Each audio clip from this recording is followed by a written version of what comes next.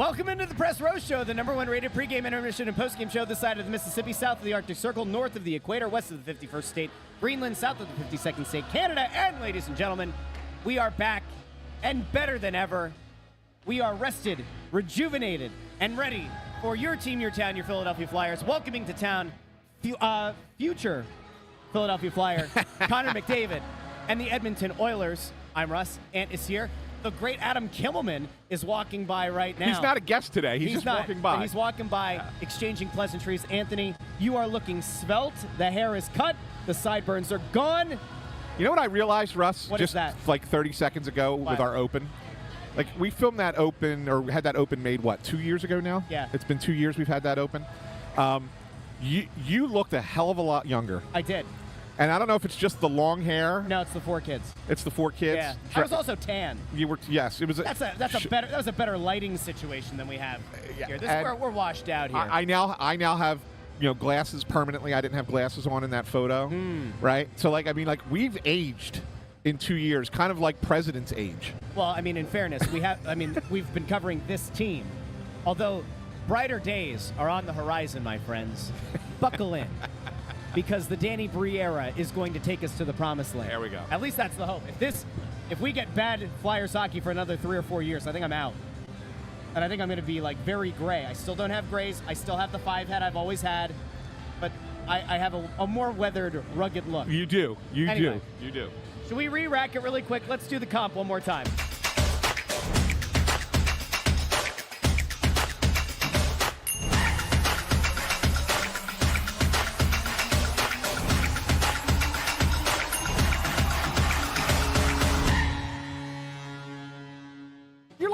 You're like a baby in that thing. It was the tan and it was the lighting. I'm telling you, it's the tan and the lighting. Anyway, welcome into the Press Row Show. We have a lot to get into. I will tell you that we had a spirited mini conversation about 4 nations, and I said, Ant wanted to talk about a pregame, and I said, no. We have to have the conversation when it's the 3 of us because we didn't do a regular Snow the Goalie this week. You were without power, and so I said, we're going to do this postgame. Postgame is the fair place. It can be all 3 of us. We can weigh in on it. We can even get intern Andrew involved. So we're going to do the 4 Nations talk post-game. I can tell you, you're going to be surprised when you hear at least one of our opinions on the tournament, I think. I think people will be surprised. Okay. And that's it. That's the little tease to make sure that you come back post-game. By the way, it's a nicer day and warmer outside today than it was in my house all week. How cold did your house without power get? It got really cold. Yeah? Like, it was in the 40s inside the house. Did you have any frozen pipes? No, thankfully we did not. We turned the water off, so that prevented that from happening. Good guy. But yeah, we were without power for 4 days. 4? Well, almost four full days, 3.5. Wow. Yeah, 3.5 days without power. So it was kind of nuts. So, but it was, and the funny thing was, in my case, Russ. So I think there was 126,000 homes in the area without power. So it's not like I'm the only person. Yeah. But my power outage, I was the only person because the tree fell in my yard and knocked out only my power line. So when I called Pico and it said that this is affecting one customer, I knew I was in trouble. I knew I was at the end of the list. I was like, they were getting everybody else back up before they got to me, and I was like, oh no, that's not good. So, yeah, but it's good. That's absolutely wild. Like that is your luck. Yeah. I guarantee Maria's never had that kind of luck before, and now she's getting she's getting your luck. Totally my luck. Totally my luck. How did she react to being without power for 4 days? She was miserable because she hated sleeping in the guest bed at my parents' house for 3 nights. She was so excited on Wednesday to get back into our bed at home that as soon as she got home from work, she put on her pajamas and went to bed. That's how excited she was to get into our bed at home. But yeah, no, it's good to have power again. It's good to be back here in the Wells Fargo Center for a fun game. A lot of Flyers back in the lineup tonight that we haven't seen in a bit. Thank goodness. Like 5 guys back in the lineup. Ryan Poehling. 1. Rasmus Ristolainen. 2. Owen Tippett. 3. Ersson was in net before. He was. Okay. Igor Zamula. We hardly 4, knew ye. And his debut. Mama, there goes that man. And who's the 5th one? It's a debut for Jacob Peltier. Oh, Peltier. Yeah. Peltier's paperwork has been ironed out. Yes. It may have taken Every bit of those 2 weeks, we don't know, but he will be in the lineup. He will be in the lineup. So what's going to be interesting to see is how who's coming out, because that's 5 guys who were not in the lineup the last time this team played. I haven't eaten all day, and you keep saying 5 guys, and I'm thinking about a greasy burger. There's Shake Shack in this arena. You are. So. It's unbelievable. I haven't eaten today. I've had no coffee. I've had just water. I've been doing the intermittent fasting. I've lost a little bit of weight. Good for you. Just a little bit. We're getting there. My wife and I have a competition to get to 10 pounds. I'm down 7. I think I'm going to win. Well, of course you're going to win. Guys tend to lose weight faster than women. Yeah, but she went to the gym last night. I'm just trying to do it through diet and laziness. We'll see if it works. Yeah, that helps. Although there are tubular meats that probably have my name on them over there, and intern and I are going to go frolic over there at some point and throw some spicy mustard on there. Anyway. Yeah. Connor McDavid, I joked about being a future Flyer. There was a report that came out yesterday. So on Friday, report came out that the Flyers offered a spot on the charter jet from Four Nations to Philadelphia to go to Voorhees because the Oilers were practicing there as well. The report did not confirm or deny whether or not McDavid was on that plane. Anthony, would you consider it tampering if the Flyers...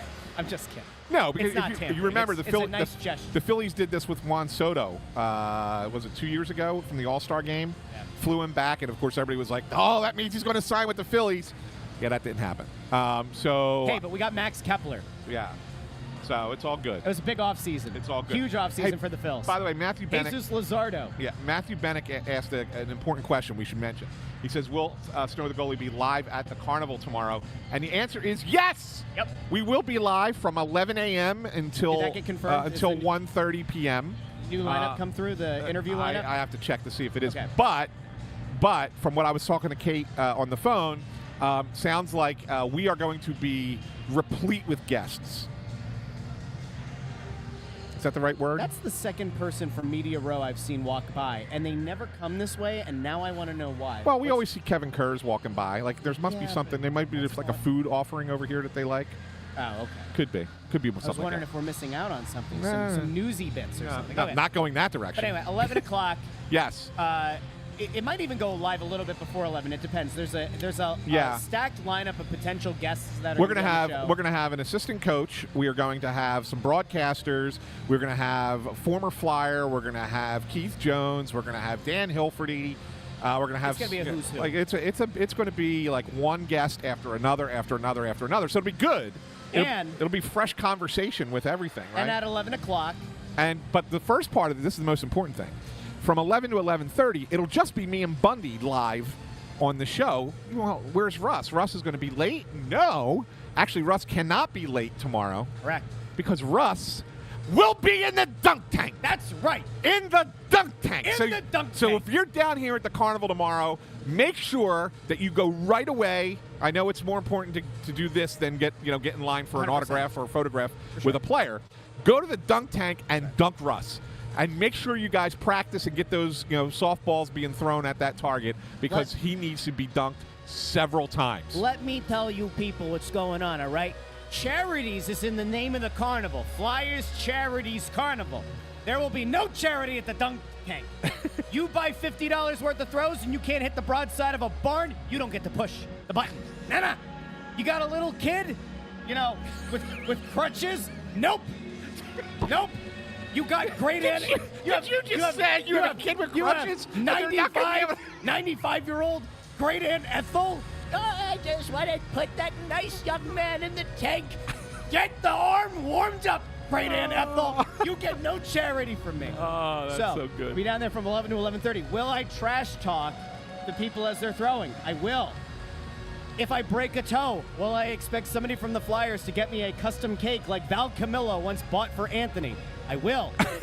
And if I were to break a toe and not get a cake, I will then have to publicly shame the organization and point out the fact that Val Camillo did right by you. I expect to have right done by me. That's it. Happy birthday.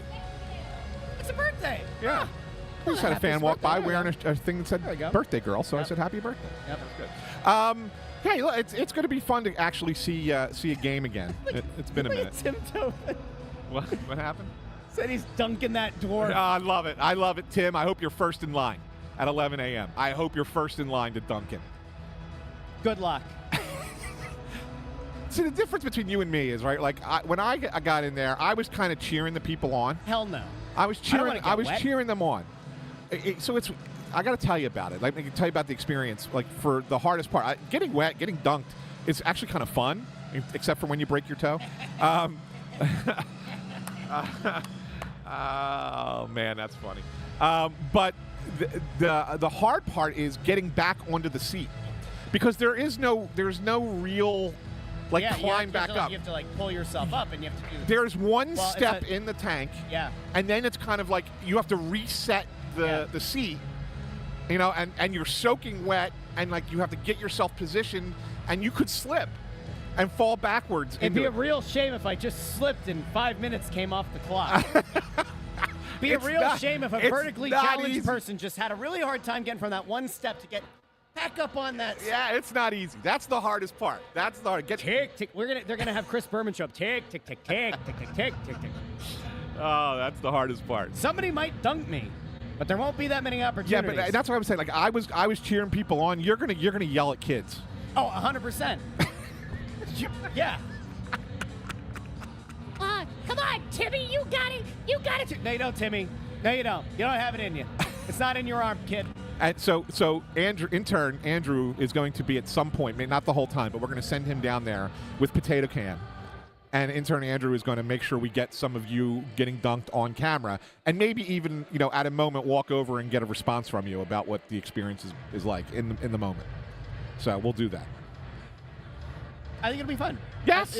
Bring back the potato cam. Yes, but it'll be good. It'll be good tomorrow. And he'll have his headphones, so we can try to like do the really uncomfortable attempt to communicate. I did look up I legitimately looked up waterproof headphones, but I don't swim. It's not like I do like the laps. Wait a second. You can't swim? No, I can swim. Oh, I'm saying okay. I don't like go to like the Y or something and do like the lap pool. So it doesn't make any sense for me to buy waterproof headphones for that one-off. Yeah, I got you. And I would feel like a scumbag if I bought them and then took them back to Best Buy the next day. I don't know what happened here. Yeah. You know, it's just not my thing. Yeah. Okay, fair. So. Fair. We'll communicate through intern Andrew, and it'll be fine. Okay, so. Anyway, McDavid. Yeah. So he's a UFA in 2026, and the Flyers offered him a ride on the private jet. Now I know it's not going to happen. We all know it's not going to happen. Can you imagine what this city would do if this organization were able to woo a player, maybe not of the Connor McDavid level, but like one of the top 5 players in the league? Can you imagine what this city would do? Can you imagine the excitement that would come back to a fan base that has been yearning for the kind of game-breaking player that they just haven't had in so long? I mean, even if you want to make the argument Claude Giroux is one of the best X number of Flyers in history, yada, yada. He wasn't one of the 5 best players year in and year out in the National Hockey League when he played. Can you imagine what the city would do if they got that kind of player? Yeah, because I've seen it before. Like, they've done it. They had the big thing with, you know, when Lindros got here, and then, you know, in years after that, when, you know, I could remember when they got Roenick. Like, this town went berserk, right? I mean, like, things like that. So, way to go, Rob Ski. So if I don't get dunked tomorrow, we will commit the virtual dunk on behalf of Rob Ski. Thank you, Rob. That was awesome. That's very nice of you. That's awesome. But yeah, like it would be a game changer. It would be an absolute game changer for this organization. Do I think it's going to happen? No. But I think it would be like really cool for this organization to have something like that happen. I think even getting frisky in free agency and having it be known that you had a meeting. I know that like a lot of times that just feels like lip service and it kind of feels like fan service. I look back to like the excitement it was 5 years ago now, 6 years ago, when like the rumor was going around that LeBron James was looking at charter schools, right? Was looking at private schools in the area, and that his team was going to take a meeting with the Sixers. I was like, ooh, what could be? How's that worked out for the Sixers overall? Well, I'm saying, you know, listen, I'm trying I'm not certain if that's the best example. I'm trying to put a positive spin here. Well, I mean, I could point back to, you know, Shea Weber signing an offer sheet and us getting excited for 4 or 5 days. Yeah. And then getting, you know, punched in the cojones by Nashville. But there is something. That was my first day working for the team. Did you know that? Yeah, I did know that, yeah. I think I told you that story. Yeah. I was working. That was my first day when they hired me, and I was working for the team. And they brought me into a meeting and said, "You can't tell anybody this, but we're going to bring Shea Weber and his agent in." And I was like, "What? Huh?" And then I was there when they walked them through. I was like, this is my first day. This is incredible, right? Like, this is happening.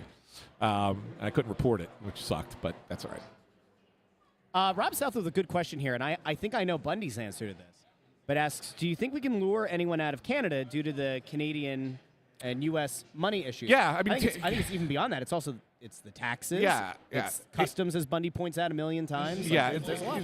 Players would prefer to play in a U.S. market.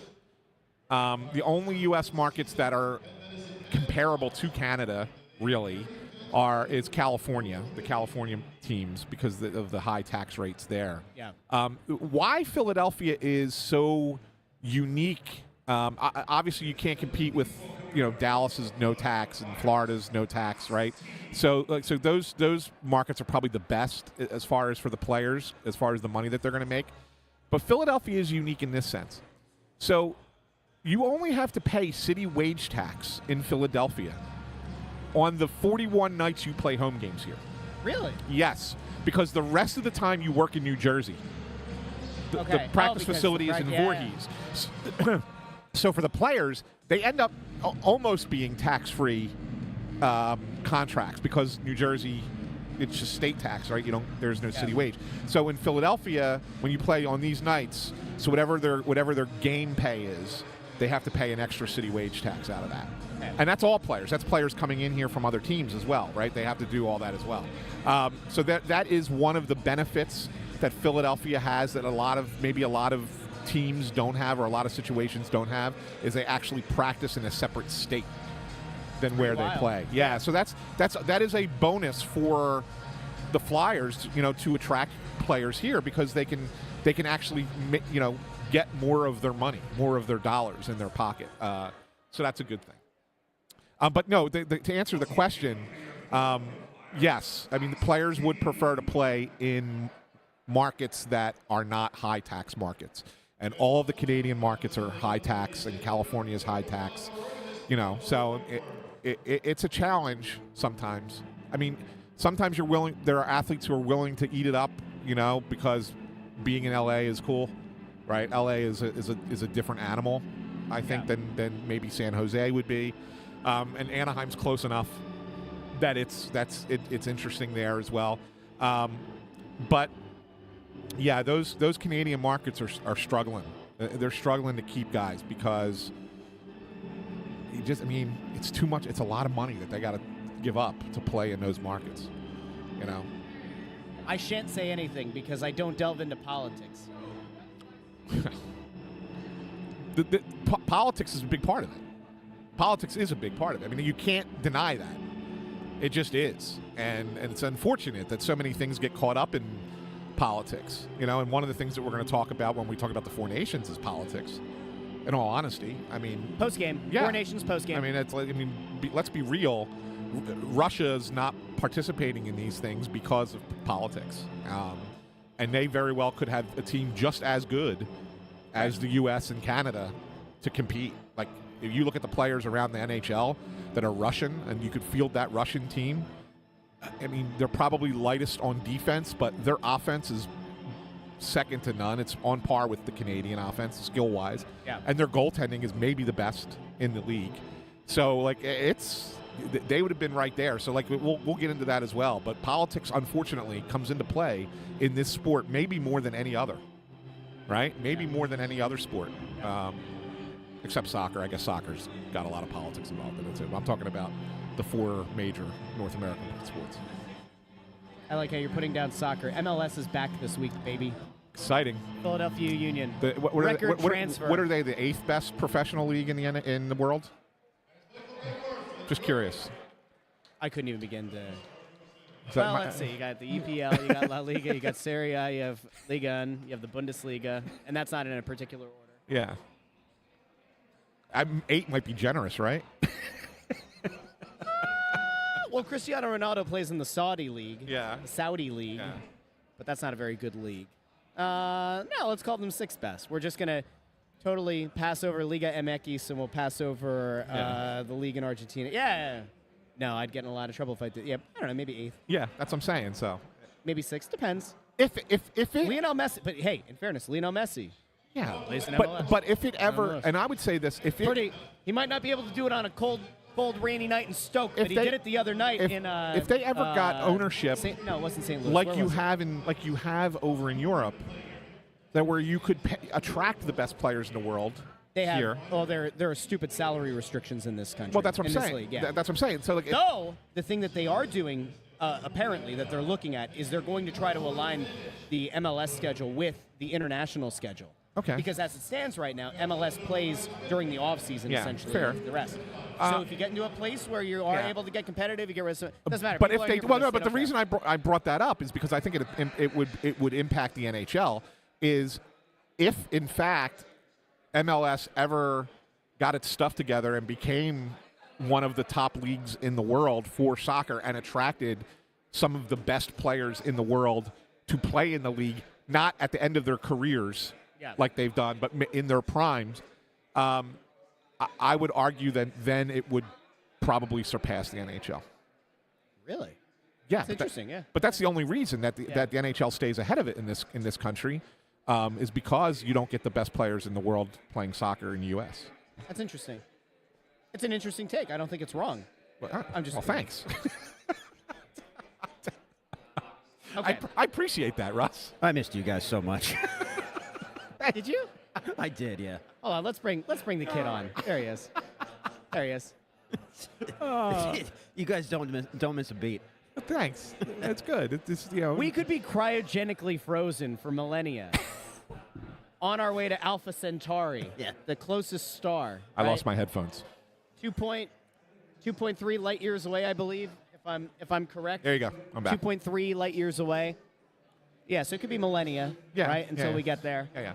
And they would thaw us out, and we'd have plenty to argue about. Now, hopefully, we'd be getting constant updates. We'd have to take a little bit to get caught up on the NHL 2,300 years from now. But once we would have a lot of takes on the Seven Galaxies tournament and whether or not it was a good idea for the league.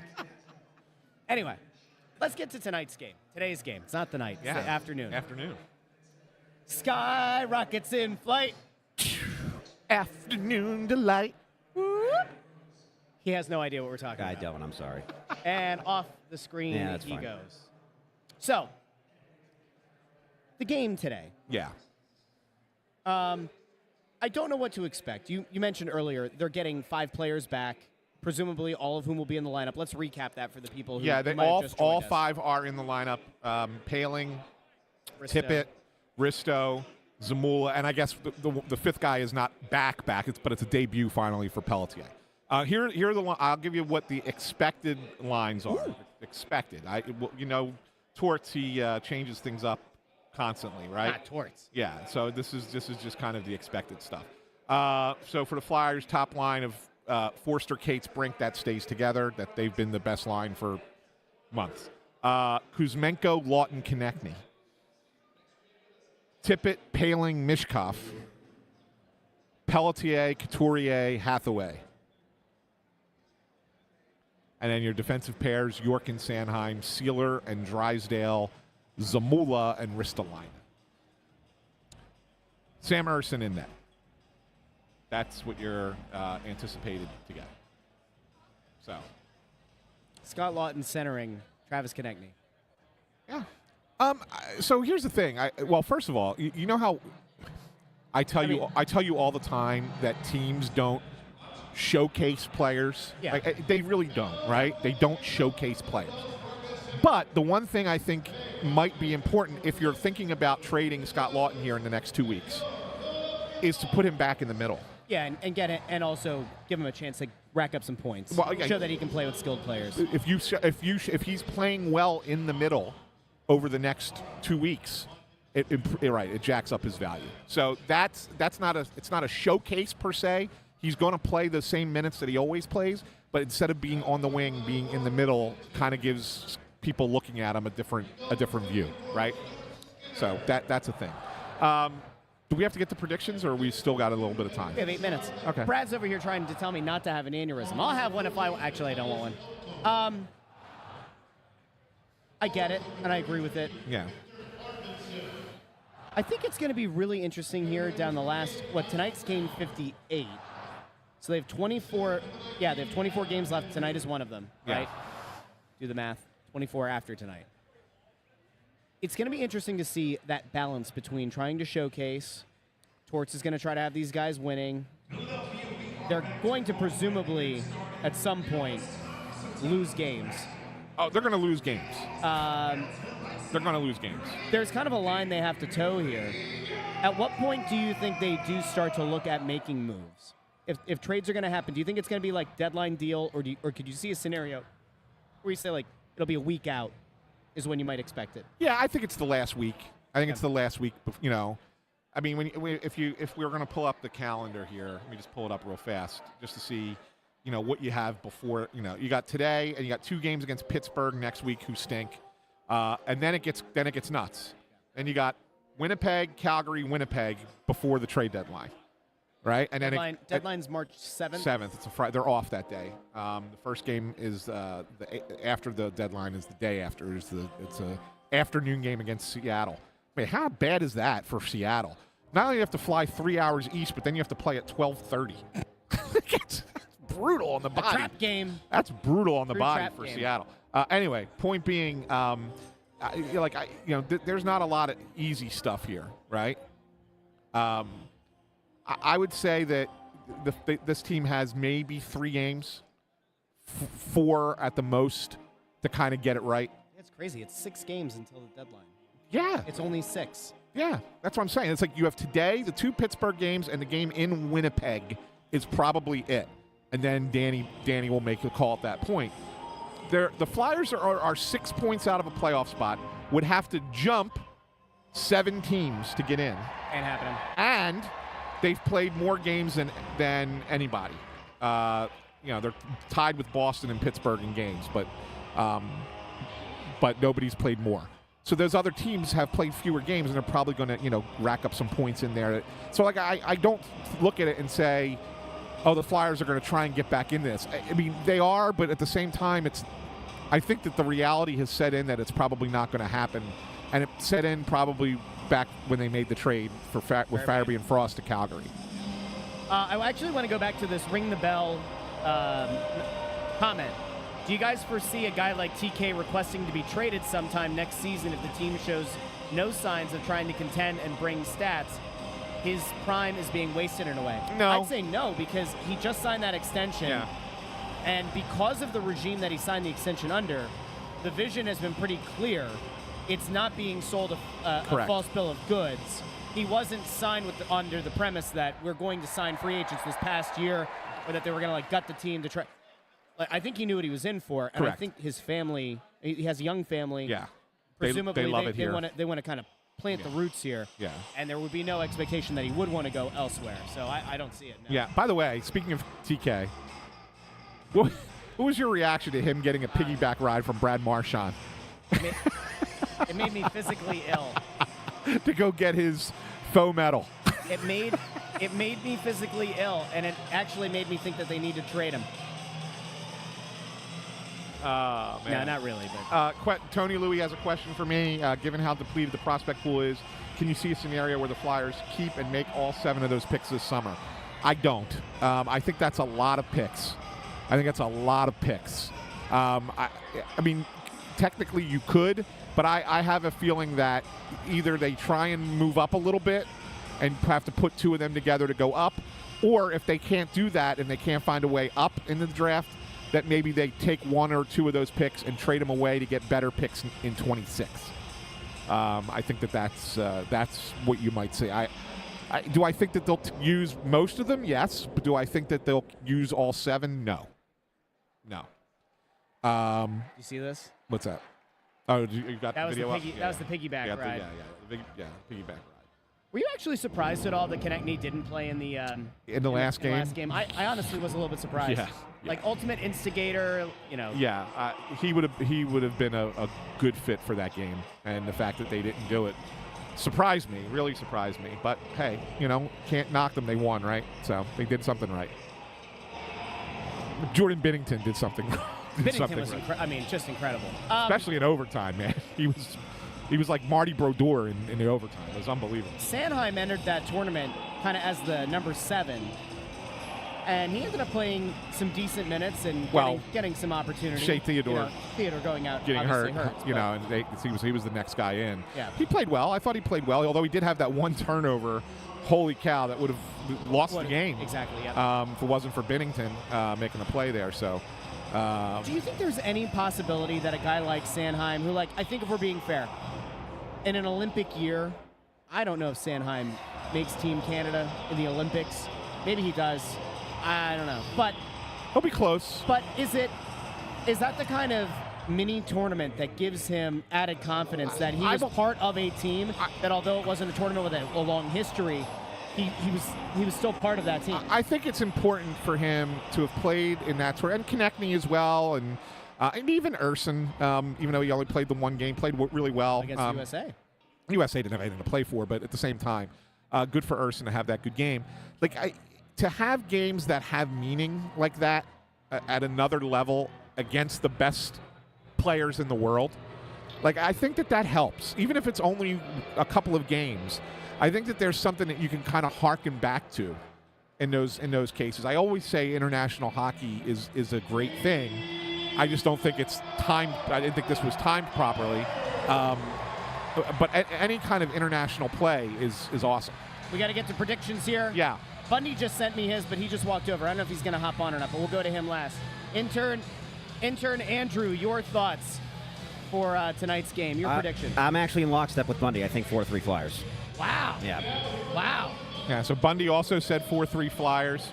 Do we want to put the camera on him so that we can see him? Well, no, because we're about to go off. Yeah, but I'm so he can say it. Okay. He can say it on camera. You just said what his prediction is. There he is. You just took his thunder. So, Bundy, your pick is 4-3 Flyers? I don't hear anything. And we'll get you fixed. There we go. 4-3 Flyers is your pick? Hi, everybody. Hi, everybody. Hey, Bundy. 4-3 Flyers for you? 4-3 Flyers, yeah. Full lineup today. McDavid should be completely gassed. I'm going the other way. I think it's a close game. But I think it's hard when you're playing with 5 players in your lineup that weren't in your lineup the last time you played. I think there's going to be a little bit of sloppiness on the Flyer side. So I'm going to go the other way on the score. I think it's a close game. I think Edmonton's going to struggle a little bit. Got a bad audio over here, so let me... Yeah, we'll figure it out. What did you... 4-3 Oilers is mine. Yeah. 4-3 Oilers. I have 4-2 Oilers. Okay. Oilers.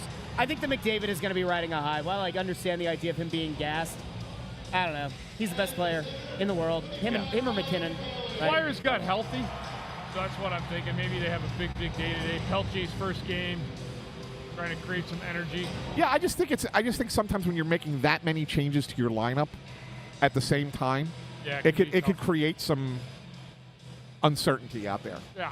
That's all. That's why I'm going with Edmonton. But I think it's a close game either way.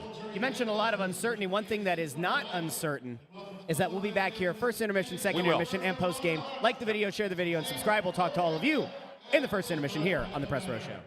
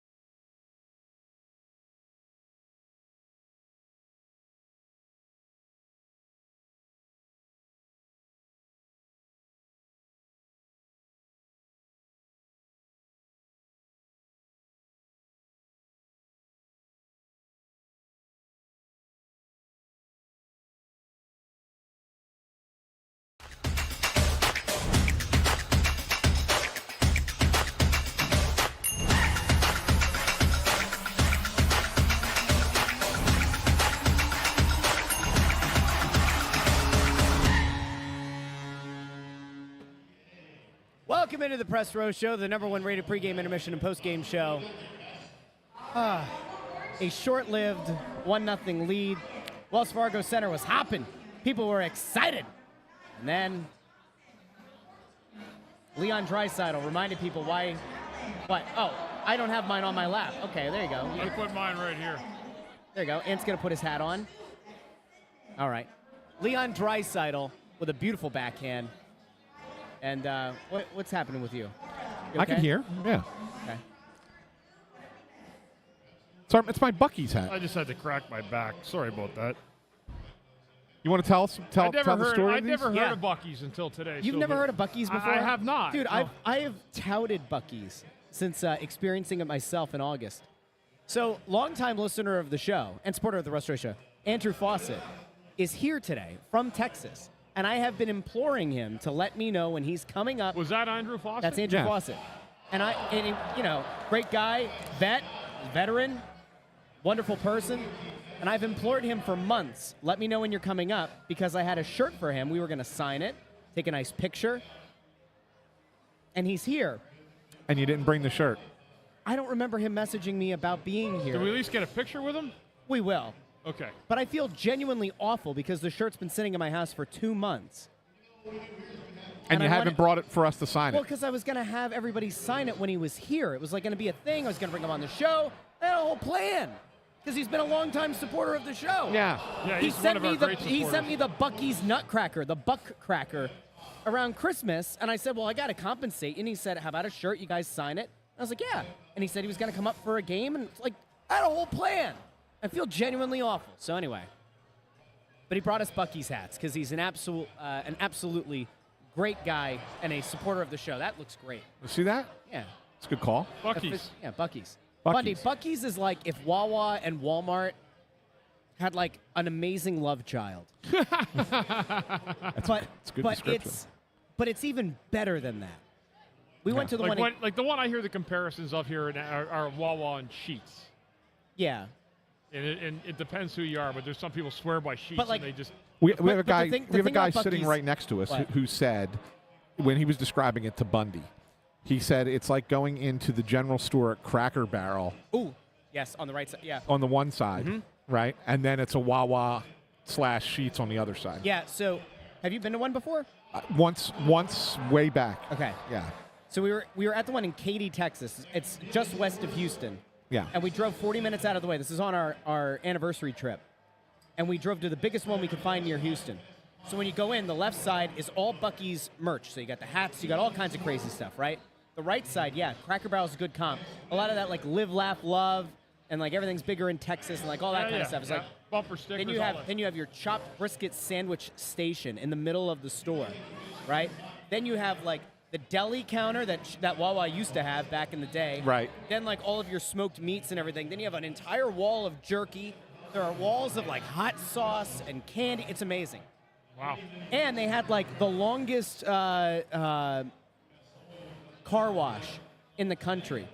And there were like 115 gas pumps. I've never been to a Yeah, place. somebody said there's 100 gas pumps. Guy I said have the same never thing. been to a place that has brought me as much joy. And here, you're going to help me with this. Yeah.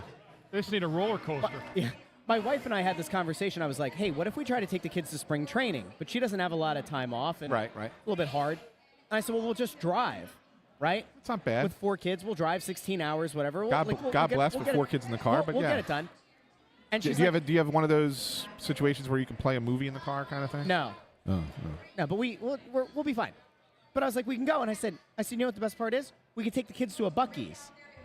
South Carolina. There's a South Carolina, and there are 3 or 4 in Florida. Yeah, but I think it's Western Florida. I'm not sure if No. it's on. Clearwater's Western Florida. Yeah, but I mean, The like, Eastern Florida is where a lot of the Bucky's Are they? I thought Yeah. it was Panhandle. Okay. So anyway, I'm very excited, and I think that we should go. And the big reason is to go to Bucky's. Anyway, we've derailed the show. I'm sure people want to hear our thoughts here Yeah. on the first period. First period was so the Flyers started well. I mean, it started out well, and not just because Mishkov scores the goal. I felt Bundy like the first 6-7 minutes of the game. The Flyers were pretty good. I mean, they had some good momentum, Great playing some start. good hockey, right? I think that the first Edmonton goal is what changed the momentum of the period, and from that point forward, everything was in the Flyers' end. Really bad goal. Yeah, it was. John Klingberg came in from the far side. It was a quick shot. It was a snapshot of net along the ice. Urs could not control it, and it went just over to his right onto the stick of Klingberg for an easy tap-in. Yeah, well, so Emberson takes the shot from the half wall, and it was kind of like a little bit of a knuckle puck. And I know they're not the easiest to save, but I'm not certain that a puck coming in at that slower speed, Bundy, that the right play is to kick it out to the other side where the open net is. Yeah. Right? I mean, if anything, it's you knock it into the corner or you smother it. Yep. Right? One of those two things has to happen on that play, and he went for the third option, which was kick it off to the open side of the net, and Klingberg's right there to put it in. So, and I think from that point forward, the period kind of was all Edmonton. On the Draisaitl goal, Risto loses a 50-50 puck battle behind the net, and I felt like Ryan Poehling over-pursued and kind of like gets past Draisaitl and actually goes kind of slightly past the corner of the net, and then the puck is just fed out front from Savoy to Draisaitl, and boy, what a backhander that guy's got. That's as good a backhander as you're going to find. To go from the near side and then to do like almost a wraparound without the actual body wraparound. It was the stick. Yeah. It went far side. I mean, that is just an elite set of skills right there to make a backhander like that. 2-1 Edmonton. Flyers had the better, I think, if you said, Anthony, first 7 minutes. Last 13 minutes was all Edmonton, and they were really rolling in the zone, too. They had some chances. They were able to win some puck battles off the boards, bring the pucks to the net. And Urson wasn't great. He wasn't poor either, but he's got to corral the rebound better. Yeah, so, it's just the first. I mean, you're not going to blame him on the second goal. I mean, you can't do anything on that play. That's a bad play in front of him. And then, of course, Draisaitl with the top-notch backhand shot that only a handful of people in the world can make, right? And he's one of them. Yep. So I'm not knocking Urson for the second goal. But that first goal, man, that's one of those ones where Torts says you just needed one more save. That was the one more save that you needed in that first period. That's the one more save, And, you don't want to see those go in. But, not a bad period. A lot of energy in the building. There's a lot of people here today. It's a great crowd, sold out. Rightly so when you got the most elite player in the world on the visiting team.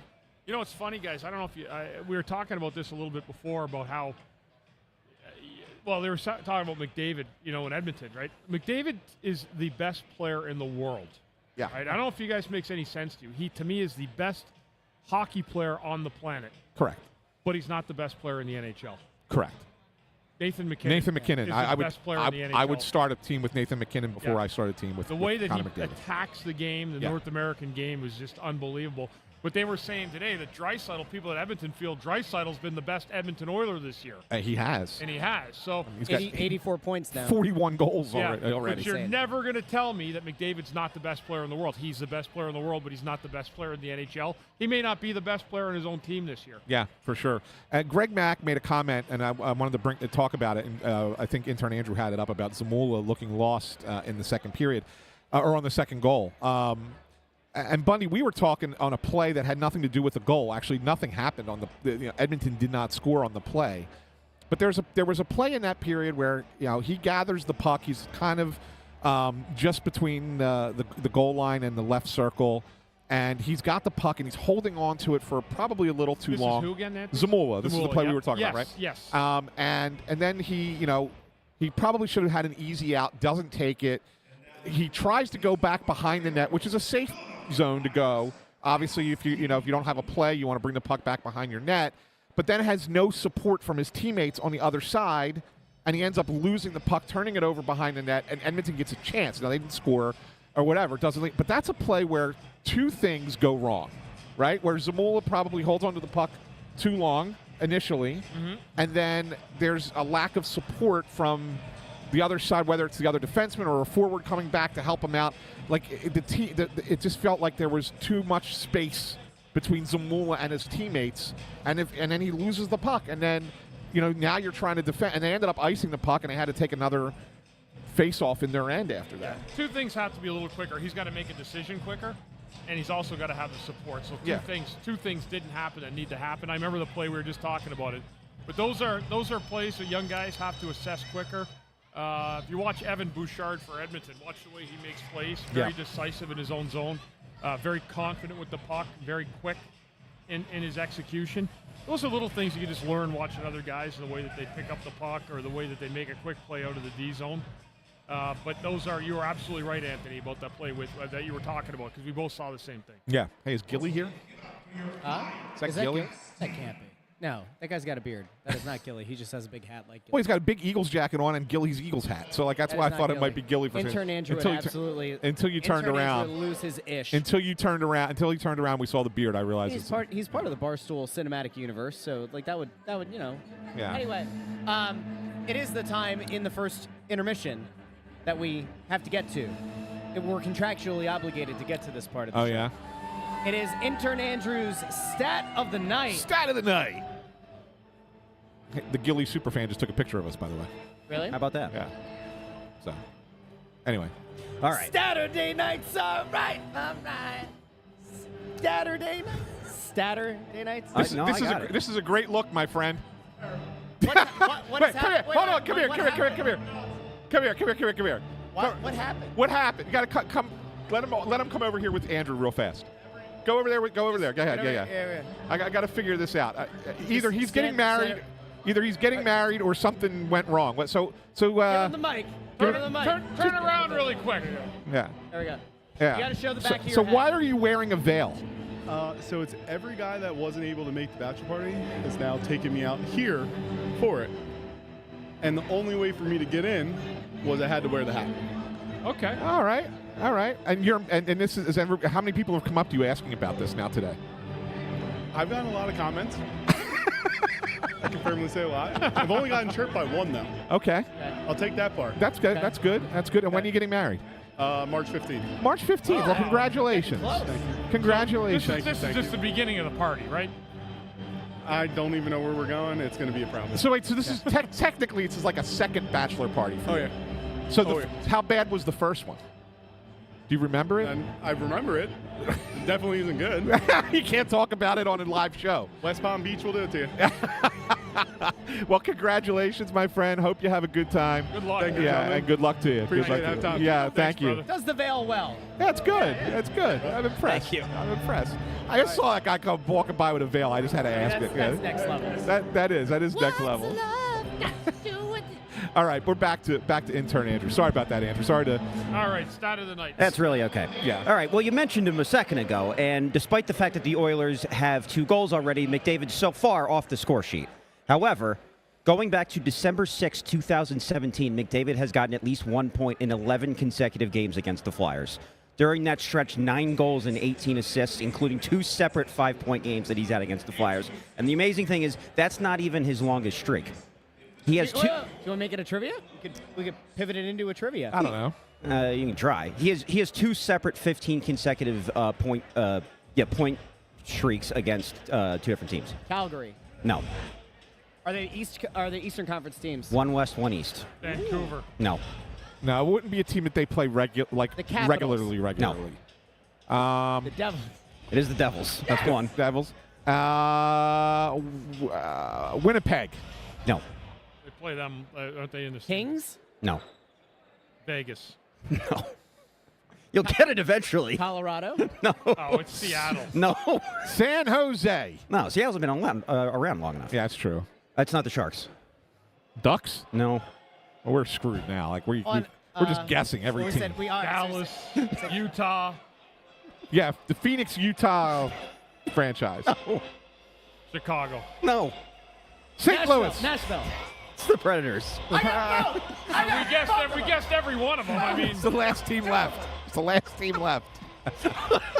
I'm going to take that as a win. That's a double we got win. it right. We got it right. You got it Good right. job. Can I Good add job, those guys. Can I add those 2 points to the standings, No. the predictions? No. Yeah. That's incredible. Who was the Flyers player that knocked him out as a defenseman? Brandon Manning. Brandon Manning, that's right. Broke his collarbone. Knocked McDavid out, and then they hated him The forever. most seemingly harmless play. Yes. I mean, it was. They went after him like he had. Yes, like he had done something He like kidnapped somebody. yeah. And then he ended up on that team too, didn't he? He did. Right? They traded him there, I think, or something. They signed with them, whatever it was. I remember when they got him here, there was a thing in Philadelphia. It said Philadelphia trades for Manning. Yeah, I know, Oh, yeah, right? yeah. And everybody thought it was a And quarterback. It was like everyone's like, really? Peyton Manning? Which Manning game? Yes. So was that was before this? No, or was that streak kind of I would imagine encapsulated or surrounded that injury. So no. It was a little bit after that. So the Okay. Manning injury was McDavid's rookie year, which was the 15-16 season. Okay, all right. And then December 6th, 2017. That might have been the. I'm trying to remember what game, but there was the one game when he came back to Philly and he was chirping Brandon Manning the entire time. Yeah. And you remember he scored a power play goal and went over to Manning and he said, "F you, you effing B." You know what he should have said? He should have said, "Let's go, Brandon."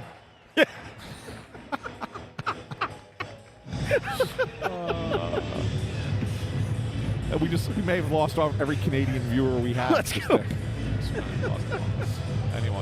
Anyway. Listen, we got a game. It's a big game. Big game. Playing the Oilers. Houston Oilers. Great team. A lot of money. And another thing. Flyers are losing. They're losing tonight. Doesn't mean they're going to lose every game. Not every game. They might win a couple. And another thing. Yeah, you know. I can't. Greg Mack with an interesting thing, and maybe you can look this one up. Brandon Manning's first goal was assisted by 2 defensemen. So there were 3 defensemen on the ice. Jesus. I'll look into it. Yeah. Anyway. That's the kind of, we'll put the stat team on it. Yeah. Put the stat team on that one. Second intermission, we will be back to break down the second period as well as dive into trivia time with intern Andrew. In the meantime, if you haven't done so already, like the video, share the video, subscribe, and if you're a podcast listener, you can, of course, find the show on Apple Podcasts, Spotify, Pandora, Amazon Music, wherever you get your podcasts. We'll talk to all of you in the second intermission here on the Press Row Show. Talk to all of you very, very soon.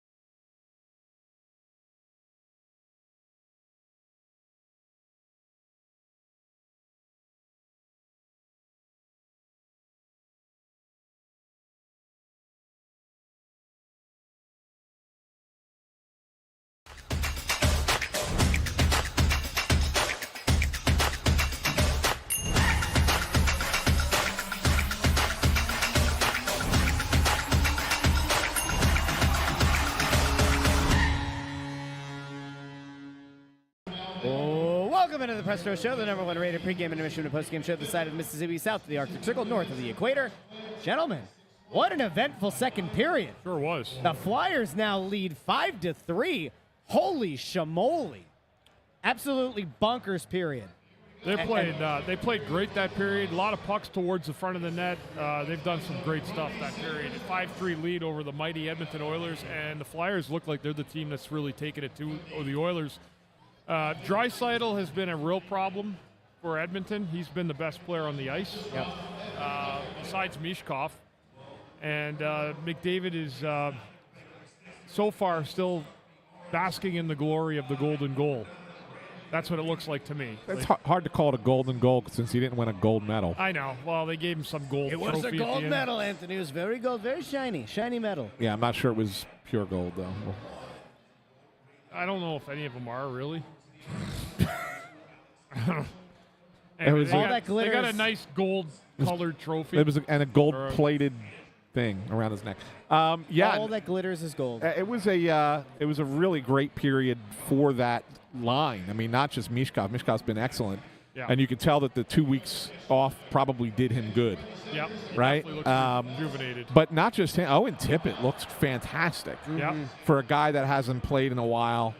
And Coots is having a really nice game as well. Yeah, that line is they've been sensational, responsible for 4 of the 5 goals. And Mishkov's been on ice for all 5. Yeah, he's been unbelievable today. Yeah, the last one was he didn't get an assist or anything, but he was on the doorstep in case Kuzmenko did not put it in. But hey, you know what? Kuzmenko gets his first Flyers goal. It's a nice goal for him. Goal, yeah. It was a nice tip. It was a power play, right? It was a power play goal. Power play, yes. On a pass by Konechny, and he redirects it into the net. So that was the first power play for either team in the game as well. Yep. Flyers capitalized. Yeah. So I mean, it was a really good period, and rare for the Flyers that it's a really good period in the second period. Yeah. Usually the second period is their worst period. But kudos to them for having a really good period, especially after Edmonton tied it again at 3-3. Like I kind of felt like that was an opportunity. It was like, all right, they've been playing well, and then they gave up a goal there. It's like, oh man, that's going to be the one that bursts the balloon. And then they came right back out and took it right back to the Oilers again, Bundy. They did, and they didn't waste any time. Edmonton tied it at 3. You figured, well, maybe the Flyers are going to pack it, not pack it in, but are they going to go back away again? And they didn't. They just turned on another gear and really pushed forward again. And Edmonton didn't have any answers for him. Stuart Skinner's been very, very average today. Yeah, a lot of pucks in and around his feet, and a lot around the net. But you can't really stop some of the plays Mishkov's made. The first goal he got, I mean, that was a beautiful goal, shot to the net, and then he followed it up, got the rebound. But he's made some great passes. That one to Tippett in front of the net. He's had a sensational afternoon. I will say this, Bundy.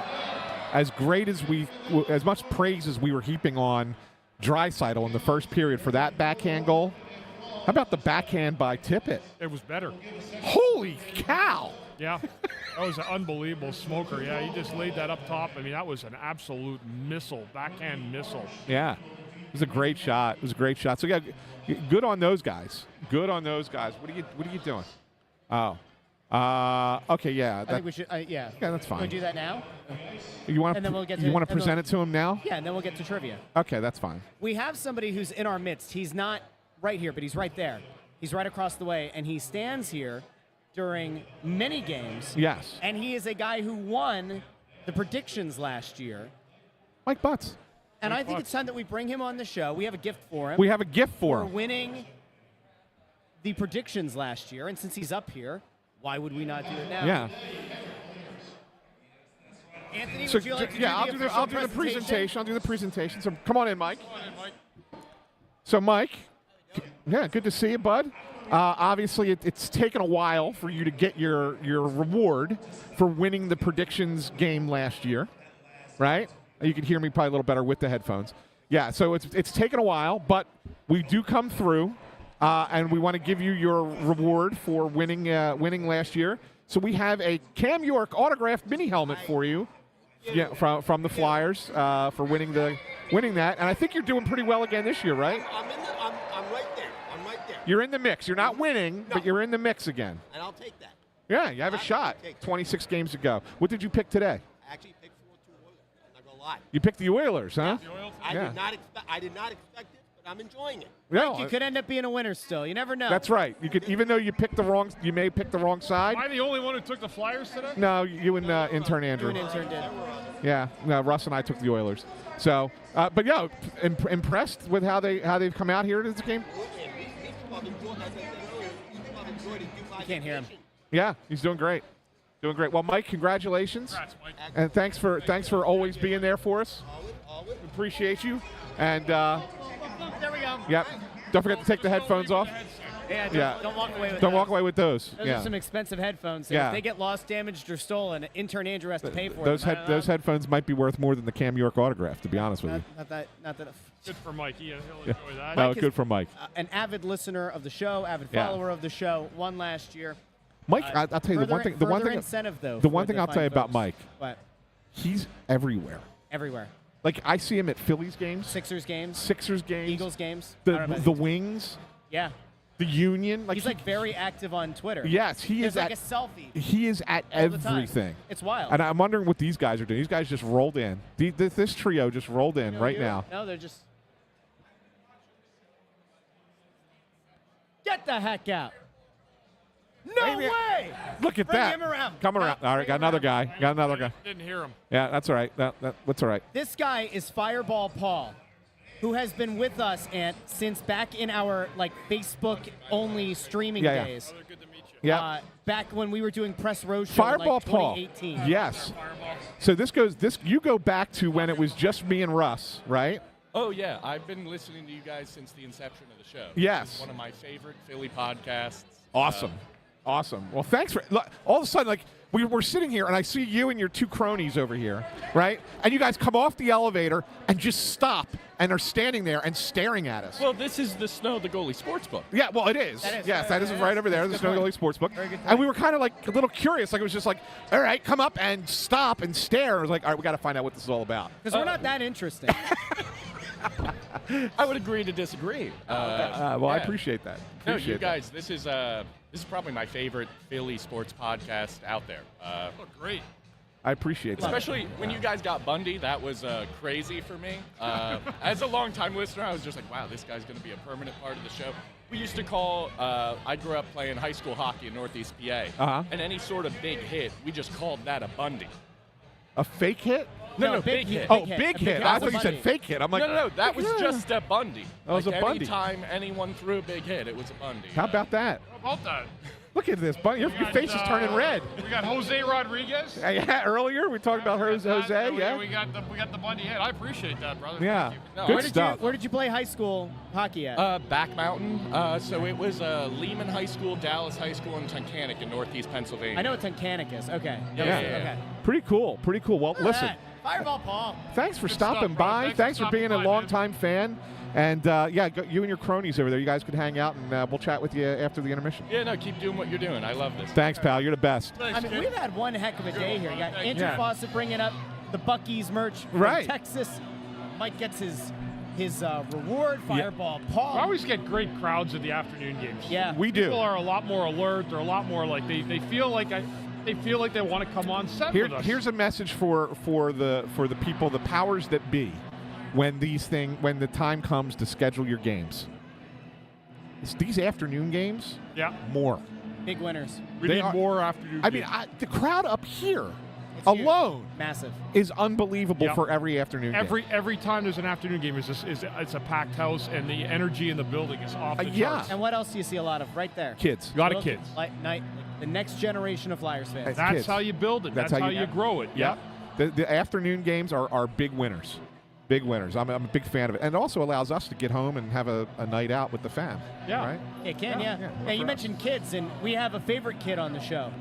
My adopted Your son. bastard son. Intern Andrew is here. Oh, okay. Drop the B word. Well, That's right. It's an appropriate use of the term. It is an appropriate use of the term. That's a fair point. What? Andrew Snow.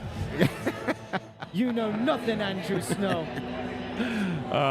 Very Have good. you ever taken a redhead into a cave? Never mind. Continue. That was a good reference. No, they're married in real life, right? That was a good. Yeah, they are. Yeah. That was a good reference. By the way, did you see the little bit with him and the dragon for the new How to Train Your Dragon thing? No. Yeah. He's in it? It's no, it's like a promotional thing with him trying to train he's playing Jon Snow. I have not seen it. Doing a read. It's like an audition. Oh. It's pretty funny. Yeah, you got to check that out. So anyway, it's time for intern Andrew trivia. We'll tell you somebody who we'd like go north of our wall. Intern Andrew. I don't know what that's Music. supposed to mean.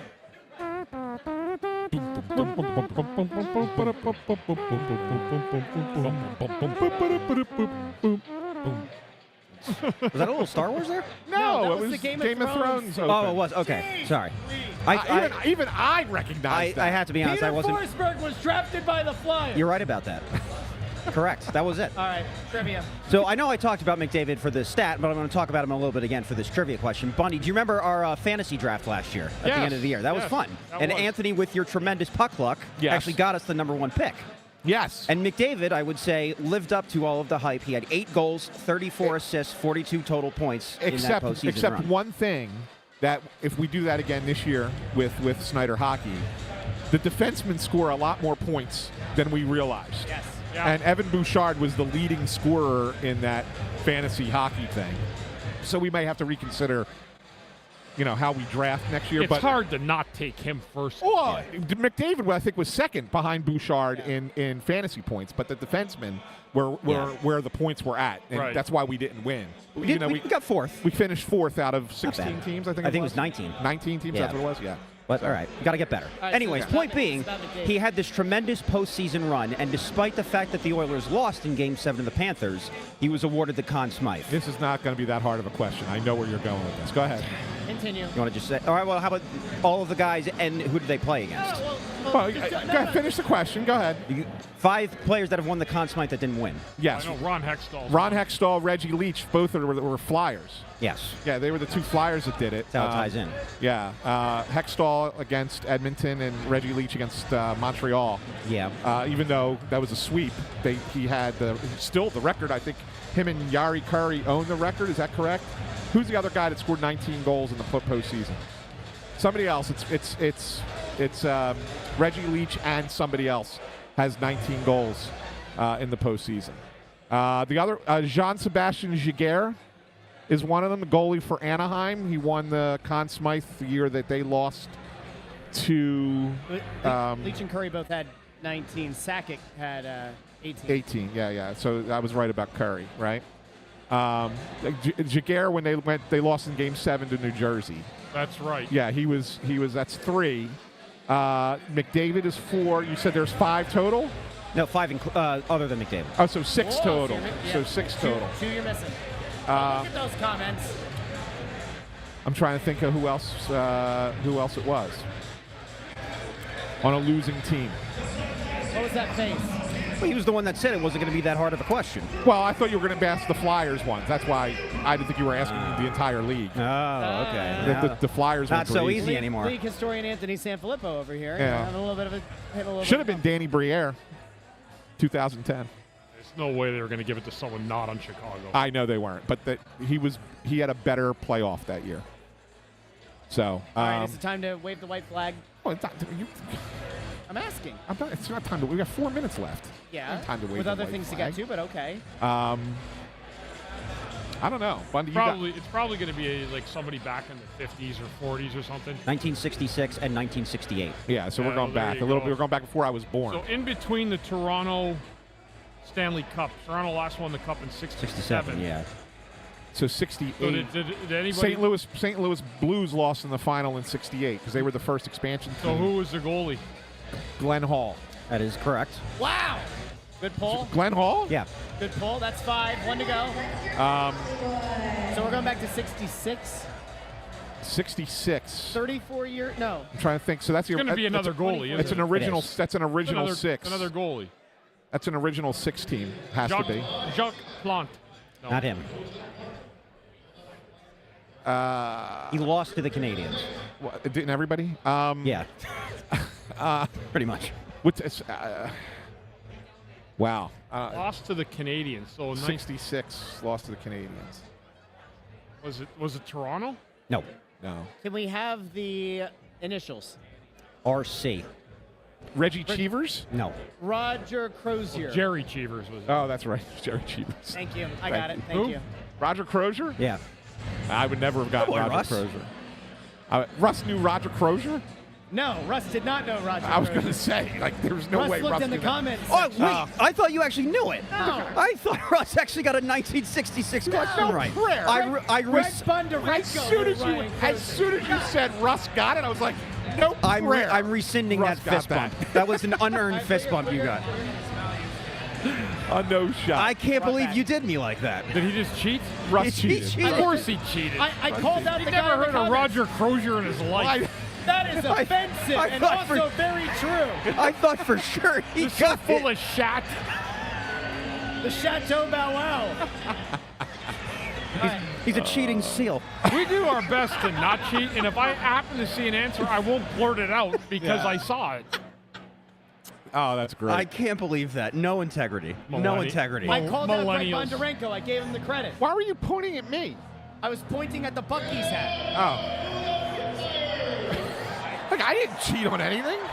I didn't know those last two until we got a clue. cheater, folks. He's never cheated, not even on a spelling quiz, Anthony SanFilippo. Will you go on the record and swear on the Buc-ee's hat you've never cheated at anything in your life? No. That's right. That's the Delco boy right here. No, it's because my entire class got caught cheating on a quiz in high school together. What was the class? World history. Who was the teacher? The late, great Reverend J. Vincent Taggart at St. Joseph's Press. Would you like to issue an apology? I wasn't I was involved, but I was not the person who stole the answers. Your Honor, I was there, but I wasn't part of it. So somebody would steal the answers. He had the answers to the quiz up on his desk, and someone would get there early and copy them all down and then share them with everybody, like before the school day started. Okay. So we all had and then he caught on to us, and one day had all the wrong answers on his desk. Smart. And we all put the wrong answers. Love it. Yeah. Yes. Well, if you're not cheating, you're not trying. So that's the freshman year of high school that happened. What were Eddie Guerrero's 3 principles? Lie, cheat, steal. My man. That's a fist bump. That's fist bump right All right. We will be back post-game, and I will let you know, not only are we going to break down this game, but we are going to have a spirited debate about the Four Nations face-off and whether any of us were right, any of us were wrong. I think it'll be spirited. I think it'll be a good debate, though. Join us post-game here on the Press Row Show, the #1 rated pregame, intermission, and post-game show. We'll talk to all of you after this one wraps up.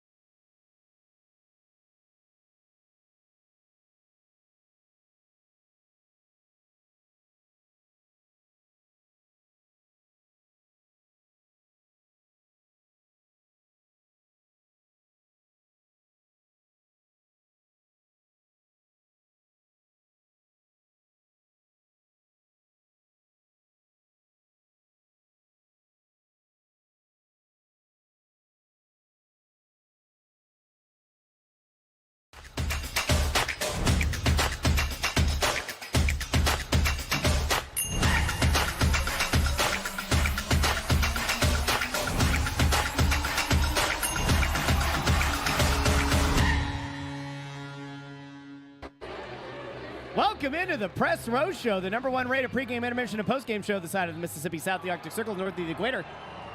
6-3 Flyers win. They come out of the Four Nations face-off break, and they layeth the smacketh down on the Oilers in, I would say, pretty shocking fashion. Now, Bundy, I know that you did pick the Flyers, Yep.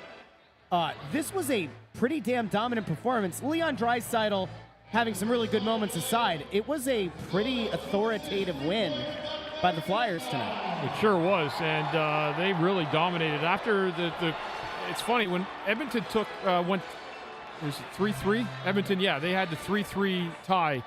The game totally changed. It just, usually you see momentum go one way, and you would have thought it would have maybe gone with Edmonton. It didn't at all. It actually rode high with the Flyers. They really took it to Edmonton. They were close on shots around 15.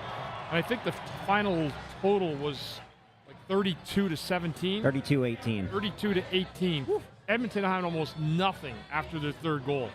The rest of the way. I mean, it was a clinic by the Flyers defensively. They really, really clogged the middle of the ice after that third goal, and they went on to secure a pretty good, easy victory here against the mighty Edmonton Oilers. And McDavid looked like a guy who did score that big goal the other night. He didn't have his best game today, but I wasn't expecting him to. You never know when you have the best skater on the planet on your team, and they were able to do a good enough job on Draisaitl down the stretch to keep him at bay. So Flyers poured it on. I don't think Stuart Skinner was at his best today, but you got to give the Flyers credit. They scored some goals that Skinner simply couldn't stop, and the Flyers get out of here with 2 points today in a really big game, day before the Carnival, which is always a great win. Which we'll be at tomorrow. If you missed this during pregame, we will be at the Flyers Charities Carnival, set up at the same spot that we were by the VIP entrance by the escalator. 101, 102, I think, are the section. That sounds right about there. right. And we'll obviously put that out on social and everything. But we have a loaded roster of people that are going to be jumping on the show with us tomorrow at the Charities Carnival. And if you do meander down to the floor at 11 o'clock, I'll be in the dunk tank. But you don't have to do that. Oh, please do. You don't have to do that. Please stop down at the dunk tank and dunk my partner. Dunk Russ. I said pregame, Bundy. You did not get to hear this, but I said Charities is in the name of the carnival. Flyers Charities Carnival.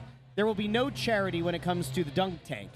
I said if you pay $50 to try to dunk me, but you don't hit that target, you don't get to run up and push the button. You bring a little kid in crutches? Nope. Timmy's got to loosen that arm up, hit that target. We teach life lessons down at the dunk tank. I'll be trash talking. I'll be causing mayhem. I don't expect to get dunked tomorrow, except for Rob Ski, who left us a $10 super chat pregame. So there is at least one guaranteed dunking. He called it a virtual dunking. Yeah, there it is. But that's it. Bundy, what are you looking forward to about tomorrow? It's a great day for the fans, really. It is. Like, they come in and they want to see their favorite players, get a picture with them, an autograph, and I really think it's a celebration of Flyers hockey. The Carnival is always better when the Flyers win the day before, which they usually have the home game the day before. They'll start breaking down this whole rink right now. The Sixers play tonight? I don't remember. I don't think it's a home. If they do, I don't think it's a home game.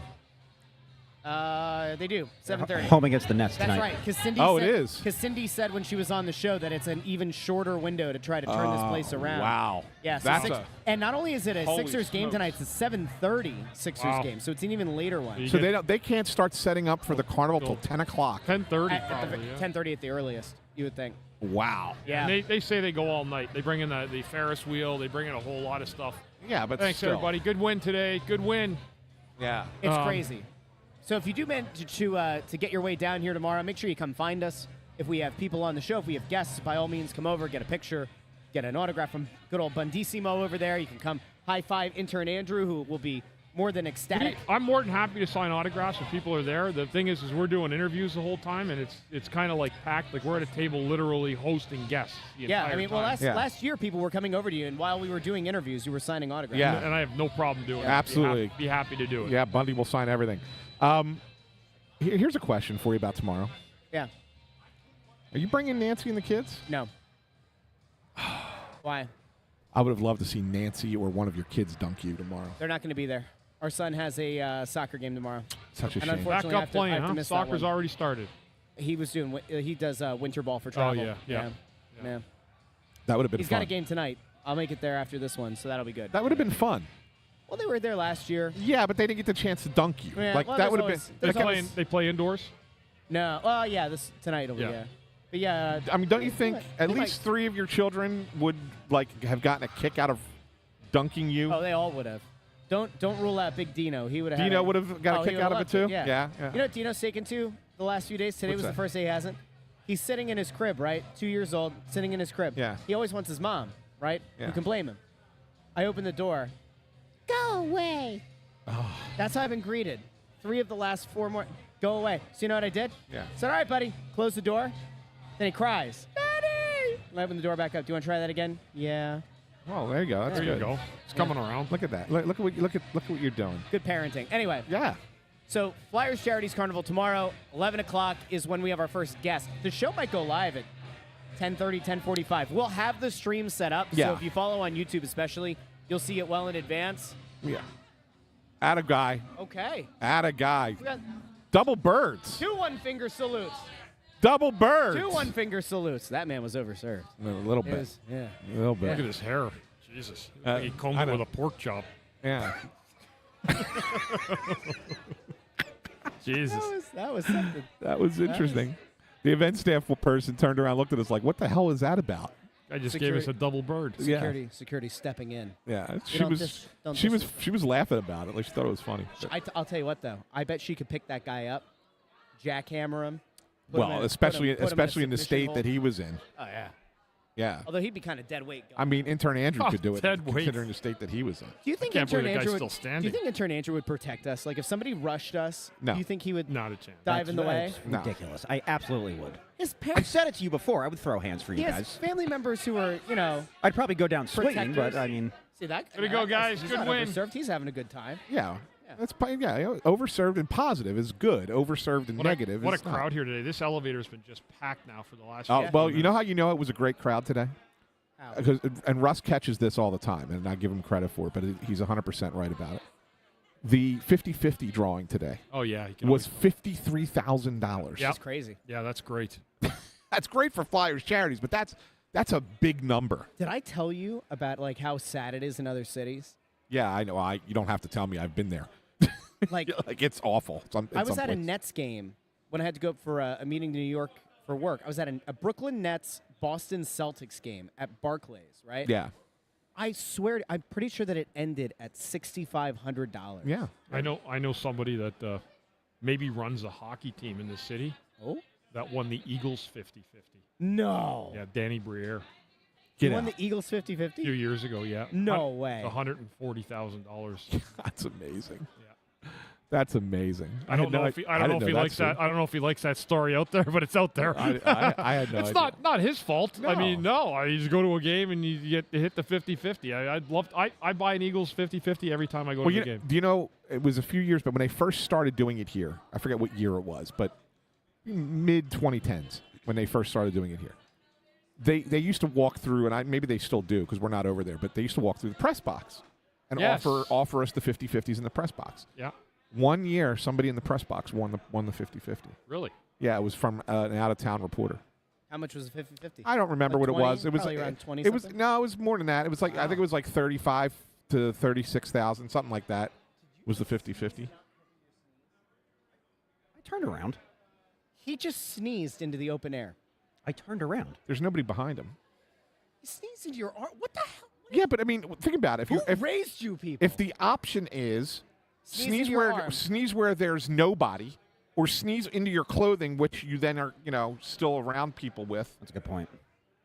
You The air sneeze into the circulates area up that here. where you sneeze into the We're area. getting his sneeze. No, we're not. He sneezed down onto the floor behind him. I give him. I support you, intern Andrew. Thank you. Right, it was at eye level, right over there. No, It's still floating. there's nobody there.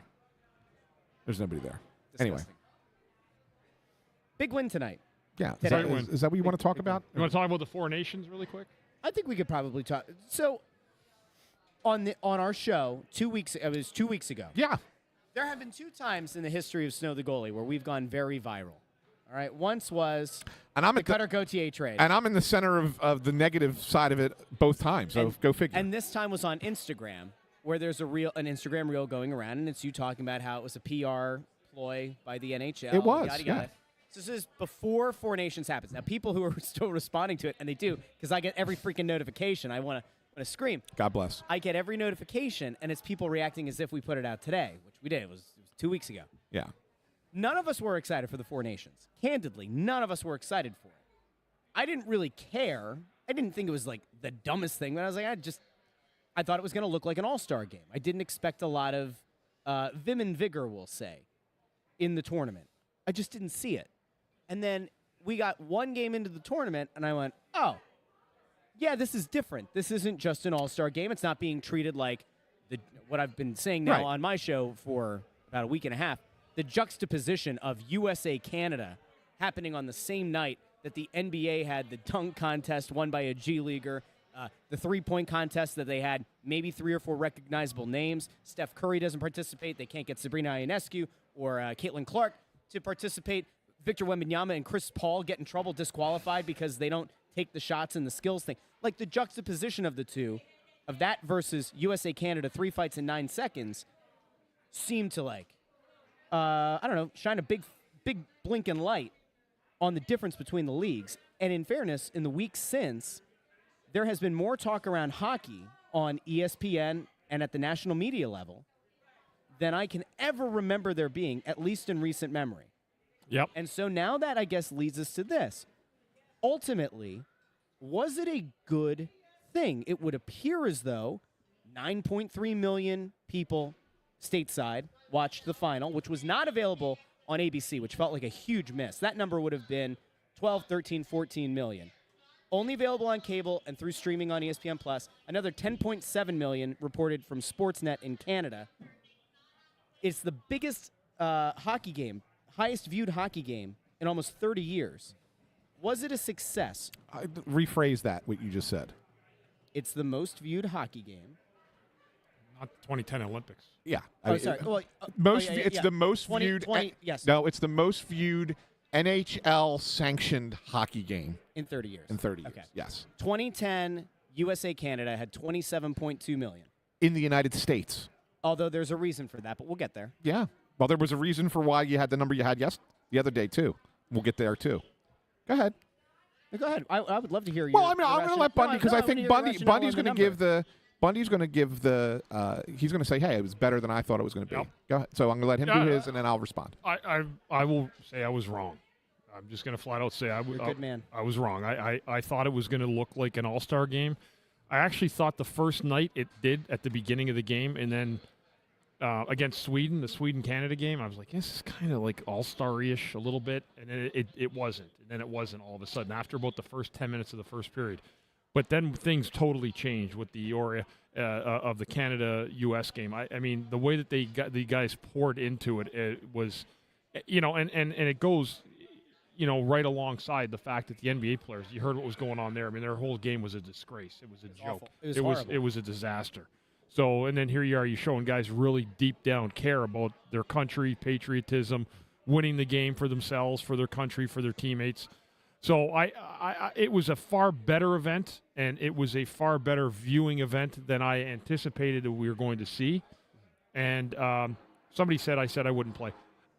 I was saying that as being a smart-ass. If you get called on and you're on vacation, of course you go and play. Yeah. And but I thought it worked out great. I thought that the games were exciting. I thought the Canada-U.S. games were unmatched. They were different than the other games altogether. Yep. But it was a good tournament. It still feels like missing Russia. And the Czechs had something big there, not there. So, but again, I'll admit when I'm wrong. It was a much, much better view than I ever thought it was going to be. I don't think that anybody could have foreseen it, right? Like even Bundy, do you think that ultimately what did it and what led to that level of compete was that feeling of putting on the national colors? I think so, and then a lot of guys proving who they are. There was a lot of guys, like some guys didn't know who they'd be there, if they were there, and I think it was a matter of buying in every night, and you could tell how serious it was. Look at Canada wasn't rotating 3 goalies, or the U.S. They were playing their starting goalies when they had to play them, and and they were slotting guys down properly on the roster, but it was great to see the skill and the physicality come out. Was really something. Okay. So let me say it this way. International hockey is always going to be a good brand of hockey. It just always is. I mean, that's just the nature of playing for your country, you're always going to get that good brand of hockey. So there was not a doubt in my mind that they were going to play at a certain level. And when you look at how it went, I mean, a lot of these guys had not played under the banner of their country in best-on-best competition because it hasn't happened since 2016. Yeah, and some guys had never played World Juniors. That's right. I mean, so maybe you had some. Maybe even the guys who did play World Junior, right? That's all that they've done. They've not, since they've been pros, had that opportunity. So that's why I think you saw a lot of the emotion and the desire to play at that high level, and that's great. International hockey should always happen. I am a big proponent of it, and I love international hockey. My big gripe about this whole Four Nations thing was stopping your season, okay, to play what in essence was an exhibition tournament, because this was not sanctioned internationally. This was not for a gold medal, and it did not include every country. That was my big gripe about it, all right? Now, when I look at it and I say, and everybody, you watch it and you see everybody's saying, this is so great for the sport of hockey. I'm not sure that it is. Oh. I'm not sure that it is. In the moment, it's great for hockey, but we've been here before. We've seen the is hockey about to pass basketball thing before. 1994, I will take you back, right? When the Rangers won the Stanley Cup. Yeah, it was huge. Right? And they were saying hockey's going to pass basketball because the NBA, the final sucked that year. That was Houston and New York, right? It was not a good final, and that was the OJ. Yeah. The OJ thing was taking place. So like the NBA and the NHL was really cool that year. They then screwed themselves, went into a lockout, and that kind of hurt. But we've seen that before. We've seen big numbered viewing in games before. The Olympics in 2010 is a perfect example. 27 million people in the United States watching, granted, on broadcast television, and it's the Olympics, so it's a different environment. But the point is they say, okay, well, that's going to be so great for hockey. This is going to be so great for hockey. How did that turn out to help hockey? How did that develop the game of hockey? How did that make things so much better for the sport? Did it surpass anything? We were talking pregame about soccer. If the MLS was even a remotely top league in its sport, how it would be surpassing the NHL, right? And I mentioned pregame that they're probably going to sync the league schedule now with the rest of the international leagues, which to this point MLS runs in conjunction with MLB now, right? Like throughout what is essentially the offseason for everyone. So to me, hockey would be falling even further back. Now I'm going to get to the point that I was talking about earlier. You said, over 9 million people watch in the United States. That's a huge number. It is. But what I don't think anyone expected, you, me, Bundy, the national media, I don't think anybody expected, was that this was going to be a political football. And that's really what a lot of this became in the United States, was because of the booing of the national anthems. And as soon as Trump gets involved and his name gets mentioned, it suddenly becomes, everybody gets fired up. How many MAGA people watched it? How many Americans who were booing the United States national anthem and rooting for Canada, like all that stuff that was going on social media, like all that was happening too.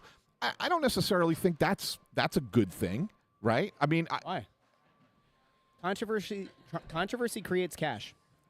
But does it? There's no doubt the geopolitical climate helped absolutely. Yeah, it certainly helped the numbers, and even that didn't get you more than 10 million. So now here's the other thing that I argue. Okay, now I'm gonna argue that. Hold on. But here's the other thing that I'm going to argue about this, Russ. Okay. I don't necessarily think there were that many casual viewers who were not politically motivated who are now going, oh, I'm going to watch hockey now. I'm going to check out hockey now. And even if there were, if you go from watching that to watching what we normally see on a daily basis, are you going to stick with the sport? Because the NHL is not played at that level except for the playoffs. It depends on the team that's in your market. So if you go from watching USA Canada and then you come back to a lower level team, you're probably going to notice a significant drop-off, and you're not going to be an avid fan. Yeah. I think the idea is that it's just putting eyes on the product. There's not a single soul. Now, you have to remember that I live very much in the NBA media sphere. There is not a single soul since this tournament happened that has said the NHL is going to surpass the NBA. that is not a conversation that's being had on any of the media that I consume. The big comparison has just been that the NBA All-Star Game has been a joke, that the NBA in-season tournament is essentially a joke, and that this showed why the NBA probably should look at doing a USA versus the world in the All-Star Game. They've done that before. They've done it before, and it didn't really work. Didn't work. It didn't work. They did it before. We had USA versus the world in the NHL All-Star Game. It didn't work. No, I said the NBA. Oh, I'm sorry. So why the NBA should do that. Yeah. So I don't think that that's a real thing. The $9 million is a really tricky number to wrap your head around because the $27 million in 2010 was built largely on a number that came in. It was through NBC. So it was available over the air. It was a linear TV station. Here's a number that actually does matter. Cable subscribership, because this was only available on cable and streaming. Now, there are people who illegally watch The View or watch the game, pirated the game. Those people probably also do that with like an NHL Center Ice sort of thing, right? So they exist, and there are many of them. And as people become more tech savvy, there are certain sites that you can find these games. Those people aren't counted. Cable subscriptions from 2016 until 2013, cable subscribers dropped from 100 million to 72 million. 67 million. So you've seen almost about that. It was about a quarter of the cable subscribership from 2016 until now has dropped. It's probably dropped even further in the last 2 years, and one could probably reasonably assume that from 2010 to 2016 there was a drop-off. So you're talking about a finite number of people who could have accessed this game because there was no linear over-the-air channel broadcasting it. Let's be honest, though, Russ, and you're right with the cable drop-off. I'm not going to deny those numbers, but a lot of streaming services have ESPN. Almost every one of them does. They do. So if you have that streaming service, maybe you're not a cable subscriber anymore, but you still have access to the game. It depends. Because not every streaming service has ESPN. Not every single one does. Oh, all the major ones do. Major ones do, sure. Yeah, YouTube TV, Hulu. Yeah. What else am I? Fubo. Fubo. I don't know if Fubo does right now. I mean, but they're it's a hit or miss, but yeah. Apple TV. Apple TV does, right? So all the major streaming services, for all of us who are cord cutters, we could still access the game. Yeah. So like, I don't want to sit there and say, okay, well, just because cable numbers have dropped off, that means that they didn't have access to the game. They certainly did. Can we pull up? Can you scroll back, Andrew? There was a comment from. We can get back to it, but there was a comment from Jamie who was ripping me. I just wanted to address what Jamie said because there is one other thing that I haven't even brought up yet. Jamie, Anthony's the most stubborn guy on the planet. Admit you were wrong. It was great hockey, and the fans were excited about it. It was great for hockey. So stubborn. I did not say it was not. It was bad hockey. It was great hockey. There's nothing wrong with it being great hockey. Okay, but here's the issue. The fans, you're right, loved it because hockey fans tuned into it. Hockey fans care about it. Hockey fans already exist. Those people are out there already enjoying this. You're not marketing that to people who are going to watch no matter what. You have your base audience. That's who got all excited and was all into it. It's great. That's awesome. Here's the one thing that we haven't even discussed. How do you think the Boston Bruins feel about Charlie McAvoy right now? They're going to be upset. How do you think the Shea Theodore. Vegas Knights feel about Shea Theodore? The Florida Panthers are probably a little bit worried about Matthew Tkachuk because he tried it's a groin injury, right? Yep. I mean, that thing could linger. You have just impacted your league's team's seasons in some capacity. May only be a few games for Tkachuk, but guess what? Theodore's going to be out for multiple weeks. Yeah. McAvoy's out the rest of the season. McAvoy's going to be out probably the rest of the season. Like, you are seriously impacting your teams in your league for a tournament that really doesn't matter in the grand scheme of things. It doesn't matter. That's the one thing. Right? It's meaningless, really, because at the end of the day, you won an exhibition tournament, right? Yes. It's nice. It was good. But I really feel like the players really did tune it up for the viewing audience. It meant something to those players. Yeah, well, here's the one other thing that I didn't even get into that bothers me. The first game, which got everybody talking, right? Because of the 3 fights in the first 9 seconds. It was planned. Sure. And Brady Tkachuk talked about it. Mm-hmm. Yeah. Like they had a group chat. They planned it. Like planning that stuff, to me, that doesn't sit right. Let it be something that is born out of, that's natural. Let it be something that's, that the hate is really there, and the fights come out of that. Don't plan it. That to me shows it's a PR move. In very many ways. You can say all you want, but it's right. I'll keep saying I mean, like sometimes. All right. Sometimes guys go into games and they have a plan that they're going to fight.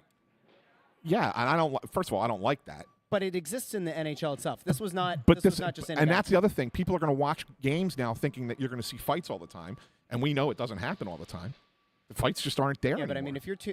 Okay. That's what. But you want to talk about casual fans? Like if we're talking about the casual fan that doesn't watch hockey, that saw a fight, and will now assume that they want to tune into hockey just to watch the fight, I think that is a negligible, if not non-existent, portion of a potential audience. I disagree. I think people would. You have actual combat sports that are available.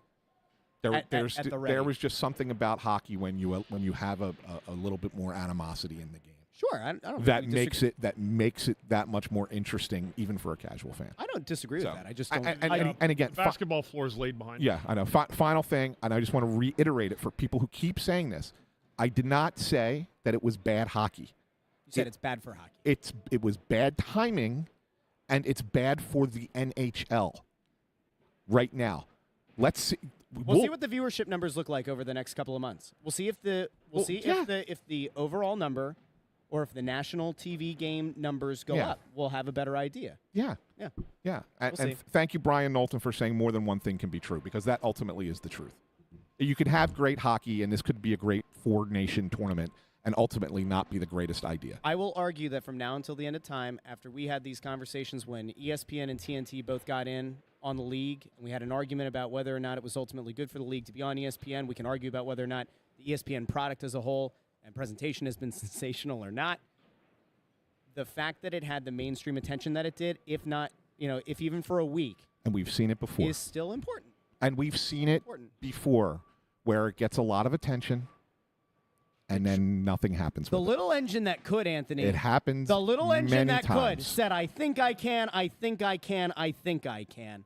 Sometimes you just got to try multiple times.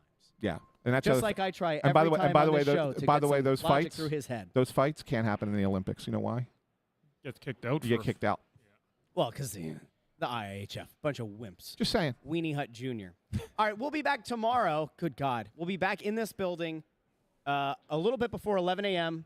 with the Flyers Charities Carnival show. We have a loaded roster. People who are going to be hopping on this show, guests. Do you want to tell anybody about any of the ones that are coming on or no? We have Jonesy and Hilfer coming on together. They're coming on. We have an assistant coach coming on. Bradshaw, right? Bradshaw. We have him every year. Keith Jones is doppelganger. Yes. Right. Yeah. This will be the third straight year we've had Bradshaw. And we have a former Flyer, very popular, a guy who's been on this show who was with us at the alumni game. He was confirmed. Confirmed? Yes. He'll be our last guest. Who's that? Simmer. Oh, Simmer's coming on. Great. Simmer. We'll have Simmer on. We'll have a couple of the broadcasters on. Are going to join us. Both JJ and Tim Saunders are going to join us. So I think Lou Nolan's going to stop by for 5 minutes. So we'll have Lou as well. So, yeah, we'll have a bunch of people. Tune in. It'll be a good watch. And if you show up, I'll be in the dunk tank at 11 o'clock. Don't find me. And if you do, earn your way. Don't just run up and push that button.